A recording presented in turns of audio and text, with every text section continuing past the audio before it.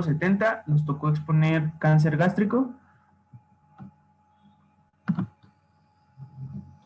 Bueno, actualmente, de acuerdo a las estadísticas del Globocan, en México el cáncer gástrico ocupa el tercer lugar y a nivel mundial México es la cuarta causa de muerte de acuerdo al cáncer gástrico.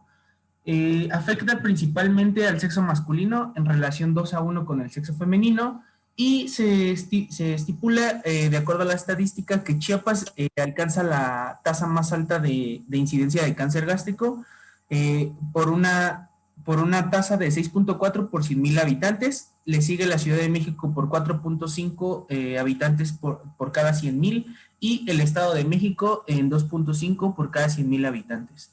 Se hizo un estudio que fue del 2002 al 2012 en el cual se registraron 69,107 defunciones en pacientes por cáncer gástrico en México.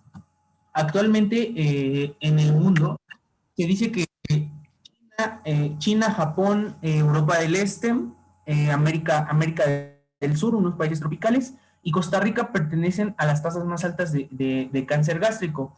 A México, el Globocan lo considera como de riesgo intermedio. Bueno, ¿cuáles son los factores de riesgo? Bueno, algunos se asocian diferentes factores de riesgo. En estos vamos a encontrar que los familiares de primer grado de individuos con cáncer gástrico. ¿A qué se refiere esto? Pues bueno, esto se refiere a que los pacientes con cáncer que ya padecieron cáncer gástrico tienen 2 a 3 veces o son más, pueden generar más, tienen la frecuencia de generar cáncer gástrico en familiares que ya lo han tenido. Síndromes genéticos como el cáncer gástrico hereditario difuso, algunos polimorfismos genéticos de nucleótidos, interleucina 1 beta, TNF-alfa, reductasa de metileno tetrahidrofolato y el CYP2E1. La infección de la mucosa por Helicobacter pylori, que este es uno de los principales factores de riesgo que se asocia principalmente con el cáncer gástrico. Y pues bueno, otros factores como el tabaquismo, el consumo de alcohol, la carne procesada, las nitrosaminas, la infección por virus del Epstein-Barr y el consumo elevado de sal. La anatomía patológica, no vamos a entrar a detalle en esto, solo que en 1995, pues bueno, Lauren descubrió 2 variedades histológicas del cáncer gástrico, el cual los clasificó en el intestinal y el difuso. Por otra parte, tenemos una clasificación que la da el OMS, la OMS, y esta, pues bueno, va a incluir 4 variedades histológicas, que va a ser el tubular, el papilar, el mucinoso, el células de anillo de sello, que es equivalente al tipo difuso de Lauren. Y por último, que es la más usada, que es la clasificación de Borman, que desde un punto de vista patológico, pues bueno, siempre se va a describir de acuerdo a los 4 tipos. Y de estos 4 tipos vamos a tener que el tipo 1, pues bueno, es un tipo polipoideo fungoso. El tipo 2 son lesiones ulceradas de bordes elevados. El tipo 3, lesiones ulceradas que infiltran la pared gástrica.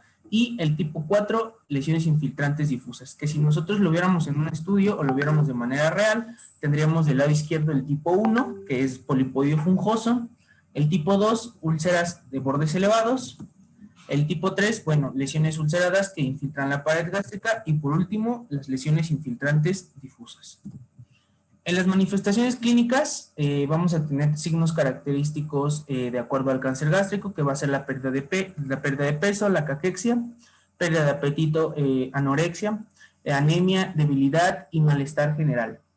Algunos síntomas nos pueden referir que la patología puede ser avanzada o que ya ha sido o que ya es crónica, como pues bueno, la pérdida de peso, la falta de apetito, la fatiga, el malestar epigástrico continuo. Esto pues nos va a hablar de que la patología ya es avanzada o puede ser incluso hasta incurable. La disfagia puede indicar el compromiso hacia la zona del cardias, mientras que el vómito y la sensación de plenitud temprana nos hacen pensar en la zona antral. Esto es importante al momento del diagnóstico o al momento de lo que refiere al paciente. Bueno, la detección. Bueno, muchas de las veces el mejor método pues es la endoscopía. La serie esófago-gastroduodenal con doble contraste puede ser útil, solo que en algunos lugares pues no siempre se tiene y no siempre se puede realizar esta detección por medio de ese estudio. Desgraciadamente en México los programas de detección pues son muy bajos, por lo que pues bueno, siempre se va a realizar desde la clínica y muchas de las veces los pacientes llegan a estadificarse o a diagnosticarse en estadios 3 y 4. Entonces, esto puede comprometer a veces la vida del paciente. Bueno, yo les voy a hablar del diagnóstico. Bueno, para poder hacer un diagnóstico se van a tener que tener en cuenta varios factores del paciente para elegir la prueba diagnóstica que se le va a realizar, pero esencialmente y el estándar de oro va a ser la biopsia. También se pueden realizar pruebas moleculares del tumor, endoscopia con biopsia, ultrasonidos endoscópicos, radiografías, una serie gastroduodenal de vario, exploración por tomografía computarizada o tomografía axial computarizada, imágenes por resonancia magnética, estudios de tomografía por emisión de positrones y una laparoscopia que también va a conllevar una biopsia. La siguiente, por favor.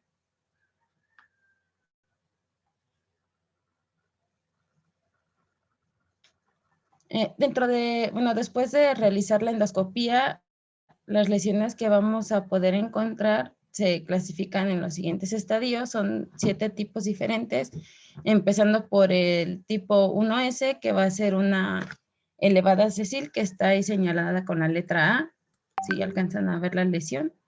El tipo 1SP, que va a ser una lesión elevada subperpendiculada.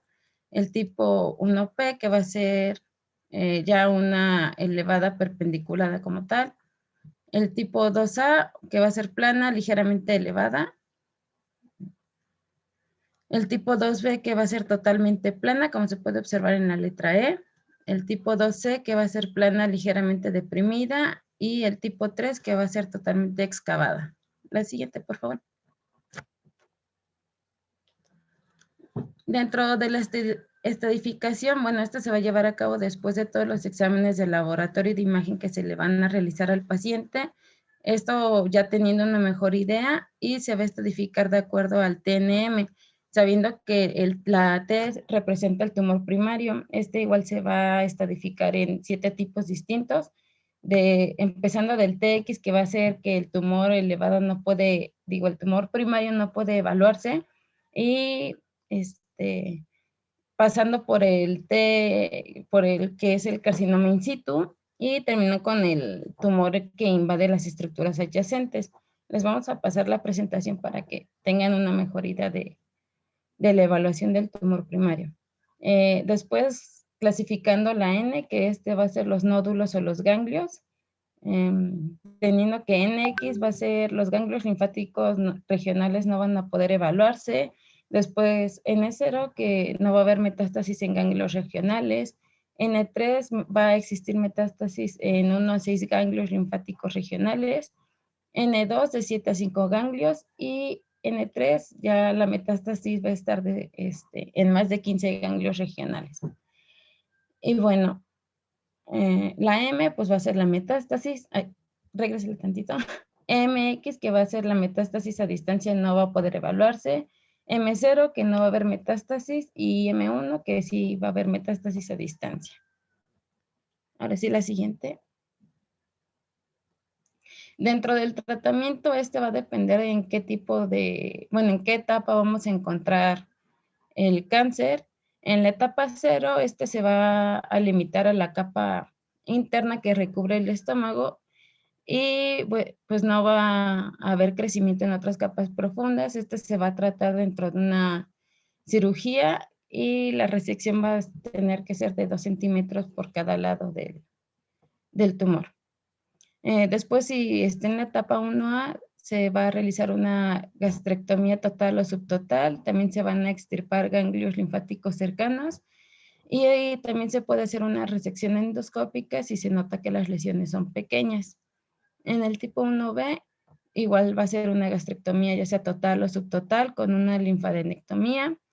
Se recomienda la quimioterapia o quimiorradiación antes de la cirugía, esto para poder hacer que el tumor sea más pequeño, y también se puede recomendar la quimioterapia después de la cirugía si se encuentra que la persona tenía compromiso ganglionar. De no ser así, pues solo se va a mantener bajo vigilancia. En la etapa 2 y en la etapa 3, igual se va a tener que hacer una gastrectomía total o subtotal, esto junto con el epiplón y los ganglios linfáticos cercanos. Y también se va a recomendar lo que es una quimioterapia antes y después de la cirugía. En la etapa 3, en la etapa 4, perdón, debido a que ya va a haber una metástasis, los tratamientos van a ser solo para aislar el cáncer y que las lesiones no abarquen más espacio. Se puede hacer, bueno, en este caso se puede hacer una derivación gástrica, una gastrectomía subtotal, también se puede hacer un tratamiento con láser dirigido por medio de endoscopio, esto para disminuir el tamaño del tumor y así evitar posibles complicaciones como obstrucciones. También se va a dar quimioterapia, radioterapia. Había un artículo que decía que se puede dar una terapia dirigida, inmunoterapia, también el control del dolor. Y también a estos pacientes pues se les va a tener que implementar un plan nutricional para su alimentación. La siguiente, por favor. Bueno, dentro de los medicamentos quimioterápicos, aquí les puse la lista que encontré que es más frecuente. El más usado decía que era el fluoracilo y este se va a administrar con leucovorin, que es un ácido folínico.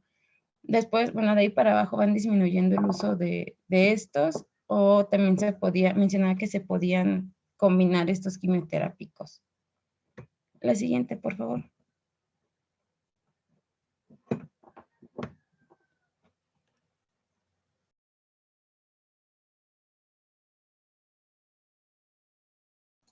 Bueno, los métodos de diseminación que vamos a tener dentro del cáncer gástrico van a ser por 3 vías diferentes. La vía 1, que es la diseminación directa, esta puede ser por extensión local, que es de características más frecuentes en el carcinoma gástrico. También va a estar la diseminación linfática, que esta va a ser metástasis a ganglios regionales y se van a producir de forma temprana. Y va a estar la diseminación hematógena. Se va a diseminar, pues, por su nombre, por vía hematógena hacia el hígado, los pulmones, el encéfalo, los huesos, los riñones y las glándulas suprarrenales. La siguiente. Ok, ahora cambiando un poco el punto, vamos a hablar de lo que son los tumores irresecables. En el tema de cáncer gástrico, obviamente no, pues el cáncer se puede diseminar a diferentes partes, pero para nosotros considerar alguno de estos tumores como irresecable debe de cumplir con los siguientes criterios, que son principalmente la invasión peritoneal o una metástasis a distancia, que encontremos nosotros una citología de cáncer lógicamente positiva en el líquido ascítico, que existe una imposibilidad de realizar una resección completa, que haya afección de los niveles ganglionares, 3 o 4 confirmadas por biopsia, y también que nosotros tengamos una invasión a estructuras vasculares mayores. Esos van a ser los principales para considerar los irresecables. La siguiente, por favor. De manera rápida, ya que es un poco difícil encontrar más información sobre lo que son la enfermedad metastásica, nosotros podemos considerarla como la etapa más avanzada de todos los cánceres en general, y su pronóstico siempre va a ser el peor, existiendo en el cáncer gástrico una metástasis a distancia, principalmente y en orden de mayor de ser más propensos a padecerla, son en hígado, en pulmón, en hueso y en ovarios en el caso de mujeres, y al final en los ganglios alejados del estómago. El siguiente, por favor. En cuanto a la terapia que nosotros vamos a tener para controlar las secuelas después de los tratamientos iniciales, como ya platicó Liz en el caso de la radiación, la quimioterapia y demás, nosotros sabemos que las secuelas que pueden tener todo esto, inclusive las cirugías, son un poco agresivas para los pacientes y no todos van a reaccionar de la misma manera. Entonces, en las terapias complementarias, nosotros vamos a tener dos, La principal va a ser la alimenticia, como lo comentaba Liz, en el cual se recomiendan hacer normalmente 5 a 6 comidas al día y en poca cantidad. Esto para disminuir la sensación de saciedad, la probabilidad de náuseas y que haya una mejor absorción de los nutrientes, ya que la mayoría de los pacientes después de estos tratamientos tienden a padecer en algunos niveles de desnutrición. También se recomienda hacer una masticación adecuadamente y despacio, justamente para lo mismo. Se recomienda descansar de 15 a 30 minutos después de las comidas para tener una mejor absorción de los nutrientes. Evitar alimentos ricos en azúcares, mermeladas y dulces, ya que todo este tipo de alimentos tiende a generar muchas náuseas y malestares en los pacientes.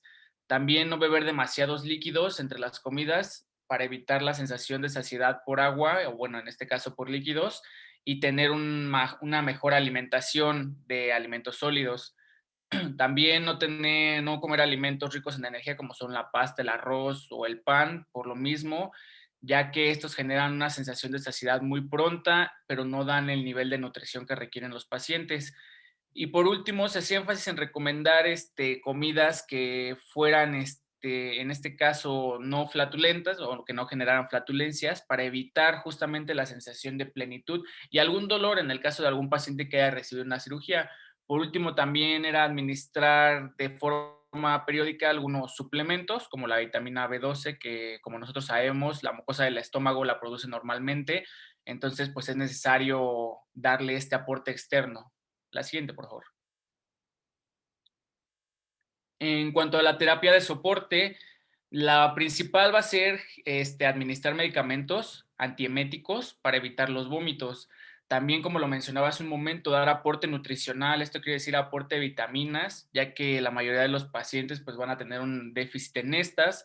Se pueden dar también medicamentos para tratar las anemias, como son la eritropoyetina o los suplementos del hierro. También fármacos para tratar el descenso de las defensas que se causa por la radiación y la quimioterapia, en el cual pues, se dan factores estimulantes de colonias. Se puede dar medicación antidiarreica, puede ser necesario el uso de antibióticos o analgésicos, como lo comentaba Liz, ya que en algunos estadios, pues la terapia simplemente va a ser paliativa, entonces en estos casos, pues es darle simplemente un mejor estado de vida, entonces se controla el dolor con este tipo de medicamentos. Y pues en algunas ocasiones se debe de realizar la paracentesis, pues para extraer líquido que se pueda acumular en el abdomen y pues controlar el dolor. La siguiente, por favor. En cuanto al pronóstico, esta es una parte un poco importante, bueno, todo es importante, pero en esto quiero hacer un poco de énfasis, ya que las tasas de supervivencia que nosotros tenemos nos van a dar una idea del porcentaje de las personas con el mismo tipo y la etapa del cáncer que van a seguir vivas durante cierto tiempo. Generalmente todo esto se da en 5 años después del diagnóstico. Estas tasas no nos van a indicar cuánto tiempo van a vivir las personas, pero sí nos pueden ayudar a tener un mejor entendimiento de qué tan probable o cuán probable es que un tratamiento sea eficaz. Estas estadísticas las da principalmente la Asociación Americana contra el Cáncer y ellos la obtienen de la base de datos del Programa de Vigilancia Epidemiológica y Resultados Finales, o la CER, normalmente mantenidos por el Instituto Nacional del Cáncer. Sin embargo, todas estas tasas no nos van a estadificar como lo habíamos mencionado hace un momento, que es etapa 1, 2, 3, 4. Sin embargo, esto nos lo va a dividir en 3 grupos de cánceres o de etapas, la cual es la localizada, la regional y la distante.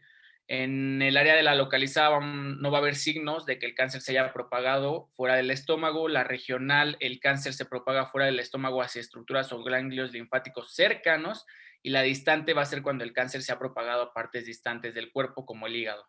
La siguiente, por favor. Aquí tenemos una tabla en la cual podemos ver la tasa relativa de supervivencia a 5 años en base a la clasificación de la SER, y como nosotros podemos ver, la que mayor tiene un pronóstico bueno es la localizada en un 70% de supervivencia a 5 años, y la que peor caso tiene es la distante, que se puede llegar a comparar con la metastásica, con solo el 6% de la supervivencia a 5 años. La que sigue, por favor.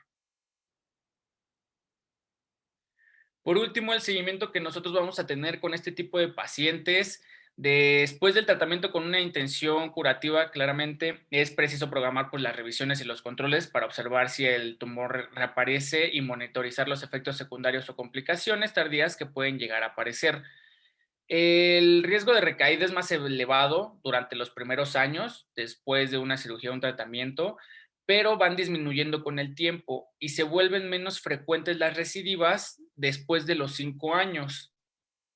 En las consultas de revisión, principalmente lo que se valora va a ser la situación del paciente, de cómo se encuentra en ese momento, su estado nutricional y demás, y se van a solicitar pruebas complementarias, como son pruebas de imágenes o endoscopías digestivas de las vías altas, para ver más o menos justamente la situación en la que se encuentra el paciente. El intervalo normal entre de las revisiones va a ser establecido por el médico, obviamente en función del riesgo que tenga el paciente de una recaída y del estado general del paciente.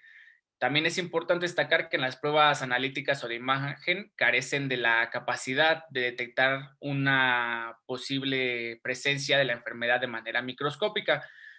Y pues hoy en día no existe ninguna prueba que garantice al 100% que no quede absolutamente ningún resto del tumor. Sin embargo, que las pruebas salgan normales es muy positivo y con el tiempo, al menos 5 años después de que se hacen las operaciones y las resecciones, se puede ir pensando de que el tumor se ha erradicado completamente.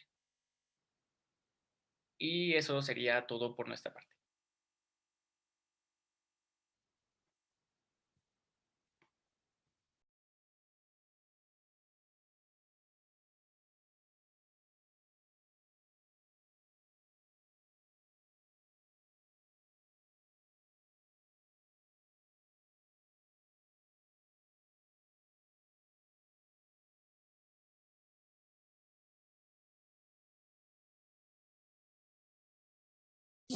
Bueno, bueno. Sí, lo escuchamos, doctor. ¿Sí me escuchan? Es que me quedé como trabado. Sí, doctor. lo escuchamos, doctor. Ya, perdón, es que soy un Wi-Fi. Bueno, nuevamente, por parte.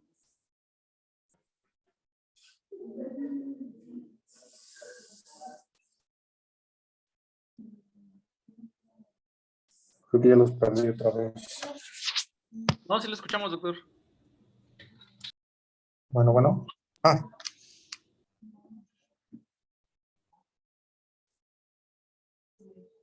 Perfecto. ¿Nadie? ¿Aló? ¿Nadie?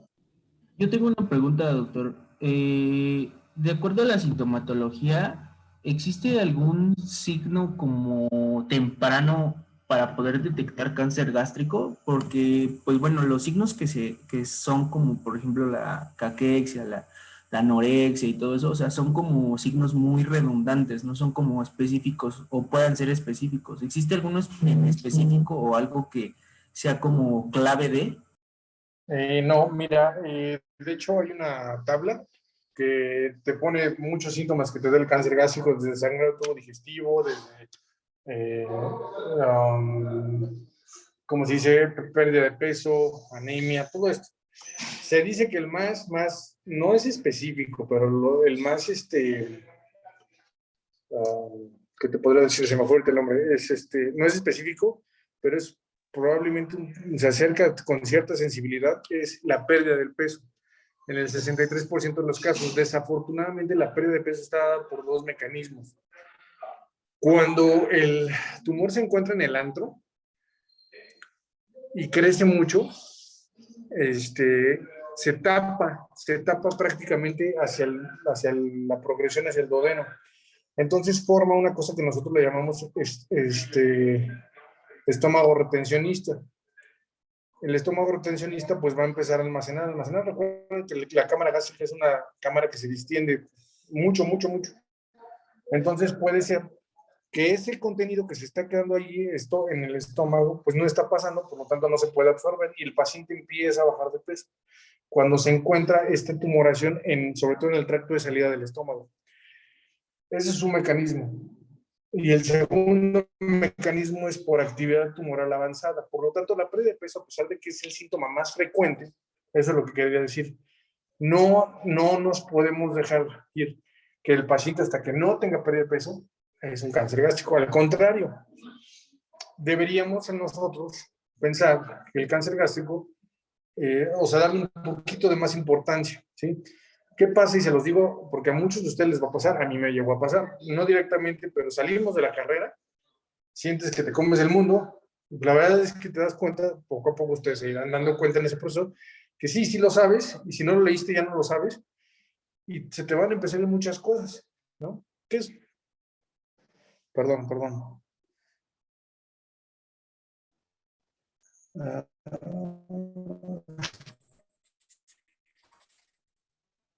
¿Me siguen ahí? ¿Siguen ahí? Sí, doctor. Sí, doctor. Ok, perdón, llamada. Entonces, ¿qué sucede? Que nosotros a los pacientes con cáncer gástrico los subestimamos y por eso tenemos la situación de que llegan avanzados. De hecho, lamentablemente en México, yo creo que México y países emergentes, inclusive también de Estados Unidos, las etapas 3 y 4 del estómago, del gástrico, es lo que más vemos. Entonces llegan con nosotros y no los podemos operar de primera instancia. Y eso es lo que empieza a complicar la cosa. Un momento. ¿Qué pasó? ¿Todo bien? Dame un segundo, ¿no? Ya, disculpen. Entonces, llegan en etapas avanzadas. Por lo tanto, no debemos de confiarnos ante un signo. Cuando tenemos un problema aquí, lo primero, acuérdense. Disculpen, iba con la cuestión de que sale uno de la carrera y muchos llegamos a trabajar o buscamos empleos en lo que pasa, lo nacional o lo que decido qué hacer con mi vida y esas cosas. Yo tomé estaba yo en una empresa, era médico de una empresa y muchos de nosotros, otros compañeros también trabajan en similares, en la San Pablo, en farmacias, ¿no? En lo que uno pues, hace un poco de dinero y es. Bueno, es ahí donde llegan esos pacientes y muchos tienen la consigna de recetar medicamentos. Entonces, tienes al paciente que te llega por una epigastralgia o dolor abdominal, que llega a tener recurrencia, o sea, es repetitivo. Tú le das omeprazol 2 semanas, 3 semanas y regresa. Otra vez le das tratamiento antirreflujo, anti lo que quieras, y otra vez regresa. A esos pacientes no los puedes estar toreando tú con buscapinas, con esto. Les tienes que mandar a hacer estudios. Mínimo. Otra de las causas de dolor abdominal es la vesícula, piedras en la vesícula. Entonces, a estos pacientes hay que hacerles una endoscopía. Cuando son reiterantes, hay que hacer una endoscopía para meter la cámara y ver qué es lo que está pasando y tomar biopsias. Recuerden, endoscopía, así como en el colon, es importante porque podemos ver las lesiones y podemos tomar esas lesiones para estudio, ¿sí? Recordemos el factor de Helicobacter pylori. ¿Cuántos de ustedes, no, antes de entrar ahí a sus clases, ahí en el poli, en el casco, está el señor de las garnachas, el señor de las taquitos, el señor de... Todos hemos estado expuestos al Helicobacter pylori y vale la pena hacer de vez en cuando, sobre todo cuando hay sintomatología, hacer esta prueba de urea. ¿Sí? El Helicobacter pylori, recuerden que tiene cierta proclividad importante, o de hecho es un factor de riesgo para presentar cáncer gástrico. ¿Okay? De tipo, generalmente se asocia más al tipo linfoma. ¿Sí? Estos tratamientos, recordemos, los linfomas no son tratamientos que se operan, generalmente se diagnostican, se subclasifican y esto es lo que damos nosotros como tratamiento.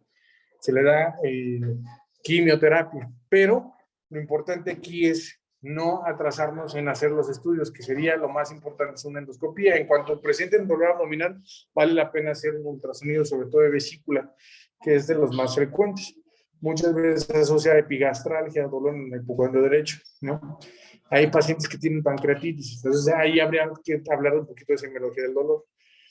Pero muchos pacientes no tienen ninguna sintomatología. ¿Qué dices? Bueno, entonces, ¿qué vamos a hacer? Pueden presentar sangrado microscópico, sí. Lo vamos a ver en pruebas de sangre oculta en heces. Pero ya no es como el estándar. Antes se decía, no, pues, que un trago de bario, ¿no? Entonces les daban el trago de bario y donde estaba el tumor se bordeaba, ¿no? Se veía el relieve. Sí, bien, ¿y ahora qué? ¿No? Por eso la respuesta es el diagnóstico.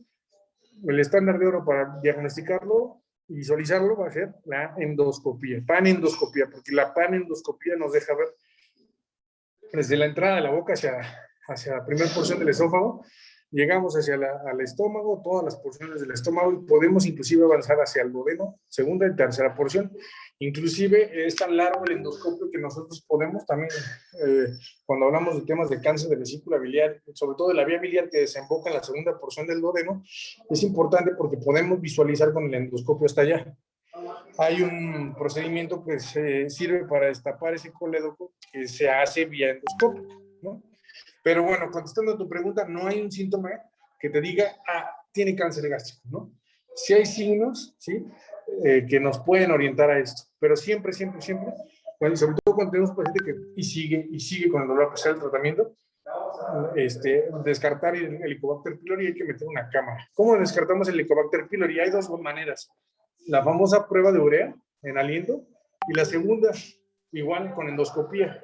Se toman biopsias. Lo importante, lo que deben de recordar es que cuando vamos a buscar Helicobacter pylori vía patológica, cuando esto es en las biopsias, es que el paciente debe estar por lo menos 2 semanas libre de omeprazol, pantoprazol, de inhibidores de bomba, ¿sí? Porque si no, no se detecta, se oculta, ¿sale? Gracias, doctor. Gracias. Bien. Y pues más que nada, aproveché ese espacio para decirles eso, que cuando estamos en medicina general, solemos atiborrar al paciente de medicamentos, y ahora tómate esto, ahora tómate el Propan, ahora. Entonces ahí pueden estar albergando un paciente que sí cursa con síntomas, si de por sí son difíciles de detectar en estadios iniciales, pues todavía más. Y recordemos, en estadios iniciales T1, T2, podremos todavía nosotros, inclusive tratarlos, sobre todo el T1 mini T1s, se pueden hacer procedimientos endoscópicos. No los hacemos nosotros, porque normalmente lo que nosotros hacemos ya son cuestiones más avanzadas, como la gastrectomía, como toda esta cuestión quirúrgica. Ahora, todas estas cirugías, pues es abrir la plomería, literal, y hay que reconectarlo. Riesgos, pues que fugue estas reconexiones, ¿no? ¿Dudas? ¿Más dudas? No, doctor. Creo que no, doctor. Gracias. Bueno, nuevamente les ofrezco una disculpa por el tiempo que les hicimos esperar. Y pues nada más. Muchas gracias, doctor. No se preocupe. No hay ningún No se preocupe, doctor. problema, doctor. Nos vemos miércoles. Gracias. Hasta luego. Gracias. Hasta luego.